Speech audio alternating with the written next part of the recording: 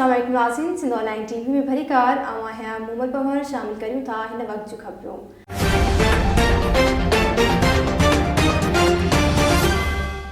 नाज़रीन, नौशहर फिरोज़ में सहाफ़ियुनि जो कराची जे सहाफ़ी अतर मतीन जा कातिल गिरफ़्तार न थियण ख़िलाफ़ अलावारे चौक खां प्रेस क्लब ताईं एहतिजाजी रैली कढी। प्रेस क्लब अॻियां सूबाई चेयरमैन आल पाकिस्तान सहाफ़त काउंसिल एम ज़फ़र तगड़ जी अॻवाणी में मुज़ाहिरो कयो वियो। सिंध ऑनलाइन टीवी नौशहर फिरोज़ जे रिपोर्टर मूजिब सहाफ़ियुनि हुकूमत खां घुर कई आहे त सहाफ़ी अतर मतीन जा कातिल गिरफ़्तार करे इंसाफ़ कयो वञे। नौशहर फिरोज़ ज़िले जे बहादुर सहाफ़ी अज़ीज़ मेमण जा बि मुख्य कातिल गिरफ़्तार न थी सघिया आहिनि।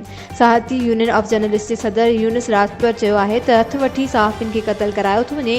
उन मौक़े ते ज़फ़र घांगरो, गुलाब मेमण, शाहिद खानज़ादा, एजाज़ तगा, ज़ुल्फ़कार तगड़, आदिल अब्बासी, माजिद तगड़, अफ़ज़ल मंगी, शेर अली मशहूरी मीडिया सां ॻाल्हाईंदे हुकूमत खां घुर कई आहे त सहाफ़ियुनि जा कातिल गिरफ़्तार कया वञनि।